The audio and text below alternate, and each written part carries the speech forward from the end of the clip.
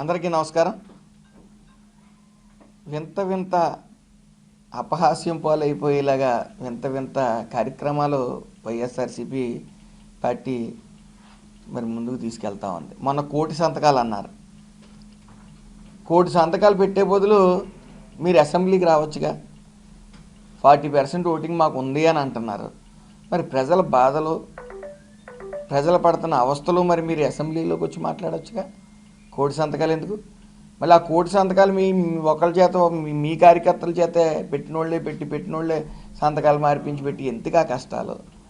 అంటే జరుగుతున్న అభివృద్ధి, సంక్షేమం, వస్తున్న పెట్టుబడుల్ని ఏదో రకంగా డైవర్ట్ చేయాలి, డైవర్ట్ పాలిటిక్స్, లేకపోతే డైవర్షన్ అనేది, అలాగే లేకపోతే క్రెడిట్ చోరీ, వీటి మీద దృష్టి. కానీ మీలాంటి వాళ్ళకి కూడా లోకేష్ గారు ఒక మాట చెప్పారు. ఒకవేళ పెట్టుబడిదారులు మీ దగ్గరికి వస్తే ఆ క్రెడిట్ మీకే ఇస్తాం, పెట్టించండి, ఆహ్వానిస్తాం, మేము గ్రీన్ కార్పెట్ వేసి ఆహ్వానిస్తాం, ఆ క్రెడిట్ మీరే తీసుకోండి అన్నారు. ఎందుకంటే ఈ క్రెడిట్ చోరీలు ఎందుకు, డైరెక్ట్గా మీరు తీసుకురండి, మీకే ఇస్తాం గుడ్ విల్, దాన్ని మిమ్మల్ని ఎదరపెడతామని చెప్తున్నాం కదా. అయితే మళ్ళీ వెన్నుపోటు తినమంటారు. ఆ వెన్నుపోటుకే care of address Jaganmohan Reddy. ఎక్కడి నుంచి మొదలుపెట్టాడు వెన్నుపోటు? ఇంట్లోంచి, సొంత ఇంట్లోంచి తల్లిని గెంటాడు, తల్లిని రోడ్డు ఎక్కించాడు, ఓడిపోయే చాటు సీట్ ఇచ్చాడు, ఓడిపోయిన తర్వాత మళ్ళీ అసెంబ్లీకి గెలిచిన తర్వాత ట్రైనింగ్ ఇచ్చి అక్కడ పెట్టాడు. ఆయన పెట్టిన తర్వాత చెల్లిని పాదయాత్రకు తిప్పాడు, అవసరం అయిపోయింది. మళ్ళీ షర్మిల టీం, విజయమ్మ టీం అని పార్టీలో తయారవుతుందని ఆయనకు భయం. ఆయన మానసిక స్థితి బాగోదు, కార్యకర్తలు ఎవరో ఆయన దగ్గర నిలబడ్డో, సో షర్మిల గారు మళ్ళీ వాళ్ళని ఆకట్టుకుంటుంది. మనం ఎప్పుడు ఎలా ఉంటామో తెలియదు, డార్క్ రూమ్లో ఉంటాం, మన బయట జరిగేది తెలియదు. కొంతమంది డప్పుగాళ్ళని వేసుకుని మనం బయట ప్రపంచంలో ఏం జరుగుతుందో తెలుసుకుంటూ ఉంటాం. ఈలోగా షర్మిల జనాల్లోకి వెళ్తుంది, లేకపోతే తల్లి జనాల్లోకి వెళ్తుంది, మన గ్రాఫ్ పడిపోతుందని నెపంతో వెన్నుపోటు పొడిచారు. అది అందరికీ తెలిసిందే. మళ్ళీ ఈరోజు వెన్నుపోటు అనుకుంటూ వెన్నుపోటు తినమని చెప్పి ఏదో కార్యక్రమం పెడతా ఉన్నారు. అది అసలు బ్రాండ్ అంబాసిడర్గా ఉండి వెన్నుపోటు కాదు, మీ సొంత బాబాయిన గొడ్లపోటు పొడిచారు మీరు. గండ్రగొడ్ల పార్టీ అంటే తమరదే అని మీ వైపు చూపిస్తూ ఉన్నారు. మీరు తిరుగుతూ ఉన్నారు లండన్లకి, వీటికి. ఎందుకు తిరుగుతున్నారని మీకు తెలియదు, కానీ ప్రజలకు తెలుసు. మీ మానసిక స్థితి బాగోలేదు. మీకున్న మానసిక స్థితికి పవర్ఫుల్ ట్యాబ్లెట్లు ఇస్తే మళ్ళీ ఏమవుతుందా అని భయం డాక్టర్లకు కూడా ఉన్నట్టుంది. సరైన మందులు ఇవ్వకపోవటం వల్ల మీరు చేసే కార్యక్రమాల మీద మీకు పట్టు లేకుండా పోతూ ఉంది.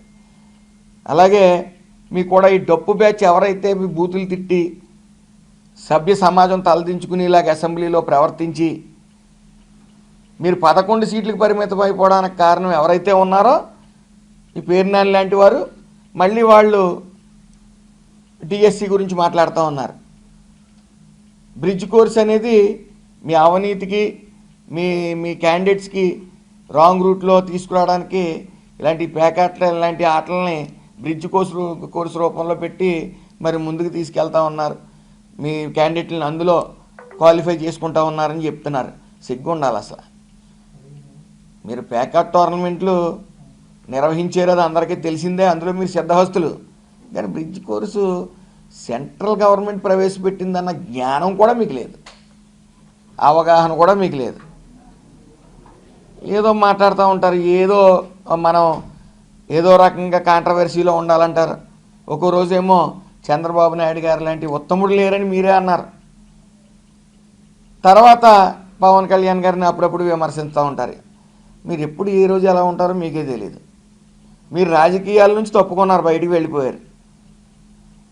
నేను పని చేయను, ఇంకా నేను సూట్ అవును, నా పని అయిపోయిందని చెప్పి బయటికి పోయారు. మీ అబ్బాయిని పెట్టి సుమారు 50,000తో ఓడిపోయారు. మీ ఉనికి చాటుకోవడం కోసం పిచ్చి పిచ్చి ప్రెస్ మీట్లు, మీ పిచ్చి ప్రెస్ మీట్లు ఆయనకి నచ్చుతాయి. జగన్మోహన్ రెడ్డి అసలు మొన్న మాట్లాడుతూ ఉన్నాడు, ఆయన చంద్రబాబు నాయుడు గారికి ఎప్పుడో గుండె ఆగిపోతుంది మావిగన్నంటేనని చెప్పి. చంద్రబాబు నాయుడు గారిది చాలా గట్టి గుండె. నీకులాగా ఓ టర్మ్కి 151 తీసుకుని వచ్చి 11కి పరిమితం కాల. ఆయన గుండె ఎంటగట్టిందంటే ప్రత్యర్థులు మారారు, కానీ ఆయన మాత్రం అలాగ 40 సంవత్సరాల నుంచి ఒంటరి పోరాటం చేస్తున్నారు. అది మీరు గుర్తించాలా. ప్రత్యర్థులు 100 మంది మారారు, వేల మంది, లక్షల మంది. ఆయన మాత్రం అలాగా ఎక్కడ వంగకుండా స్టిఫ్గా ఆయన ఈ 75 కాదు, ఇంకో 75 సంవత్సరాలు బతుకుతాడు. ఎందుకంటే ఆయన తపన అటువంటిది. ప్రజలు బాగుండాలి, ఈ రాష్ట్రం బాగుండాలని ఆలోచించే వ్యక్తి. మొత్తం వినాశనం విధ్వంసం చేశారు గత 5 ఏళ్ళు. సో దాన్ని మళ్ళీ వికాసం వైపు తీసుకెళ్తా ఉన్నారు. ఆ వికాసం వైపు తీసుకెళ్ళి అందుకే 2047 అని కూడా పెట్టారు. ఎవరి ముందో ఎవరి వెనకాలో చెప్పక్కల, మీ మానసిక స్థితి ఇప్పుడే తేడాగా ఉంది. జరుగుతున్న అభివృద్ధి సంక్షేమం చూసి ఇంకా జరుగుతూ ఉంటుంది. ఇందులో అభివృద్ధి పెట్టుబడులు వెలుగులా వస్తాయి. ఇంకా కూడా ఇప్పటికే 24 లక్షల ఉద్యోగాలు ఇవ్వడానికి సర్వం సిద్ధమైంది. మరో 24 లక్షలు రావడానికి కూడా, ఉద్యోగాలు తేడానికి కూడా ఏ విధమైన సంకోచం లేదు, ఖచ్చితంగా వస్తాయి. ఇవన్నీ కూడా మీకు నిద్ర పట్టట్లేదు. అసలు మీరు మాట్లాడే మాటలు, మీరు ప్రెస్ మీట్ పెడుతుంటే మాకు స్ట్రెస్గా ఫీల్ అవుతూ ఉంటాం. ఎప్పుడు ప్రజల్లో ఉండమంటారు, ఆయన పడుకోరు, పెద్ద ఆయన మమ్మల్ని పడుకోనివ్వరు, ప్రజల మధ్య ఉండమంటూ ఉంటారు. మీ ప్రజల మధ్య ఈ పాలనలోనే పడి కొద్ది స్ట్రెస్ ఫీల్ అవుతూ ఉంటాం. కానీ మీరు ప్రెస్ మీట్ పెట్టిన రోజున చాలా సరదాగా ఉంటుంది. ఆ రోజంతా కూడా స్ట్రెస్ రిలీఫ్ అవుతుంది మాకు.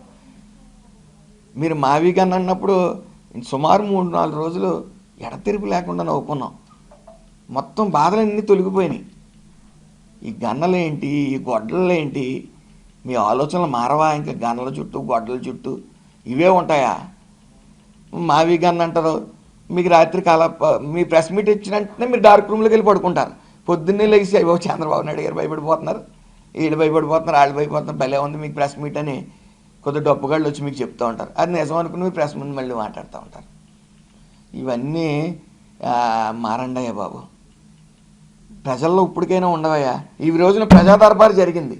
చంద్రబాబు నాయుడు గారు 250 మంది వస్తే ప్రతి మనిషి దగ్గరికి వెళ్ళి కష్టం తెలుసుకుని వెంటనే ఆ సమస్యకు పరిష్కారం చూపించారు. ప్రజా దర్బార్లో ప్రతి వారం మేము కూర్చుంటున్నాం, ప్రతిరోజు మేము కూర్చుంటున్నాం, మమ్మల్ని కూర్చోమని. అలాగే చంద్రబాబు నాయుడు గారు వారానికి 4 రోజులు ప్రజల మధ్య ఉన్నారు. ప్రతి 1వ తారీఖున ప్రతి నియోజకవర్గానికి వెళ్ళి పేదల సేవలో ఆయన నిమగ్నం అవుతూ ఉన్నారు. ఏదేమన్నప్పటికీ యోగా ప్రాక్టీస్ చేయండి. మీకు యోగా చాలా అవసరం. ముఖ్యంగా జగన్మోహన్ రెడ్డి గారికి, ఈ పేర్నేని లాంటి వారికి 3rd డిగ్రీ ఆ కరెంట్ షాక్లు అప్పుడప్పుడు కూడా అవసరం. అదుపులో ఉంటుంది నాలుక తడపడుతూ ఉంది, నరం లేని నాలుక అటు ఇటు తిరిగిపోతుంది. కాబట్టి మీకు మంచి బుద్ధి ప్రసాదించాలని ఆ సర్వేశ్వరుని కోరుకుంటూ అందరికీ నమస్కారం.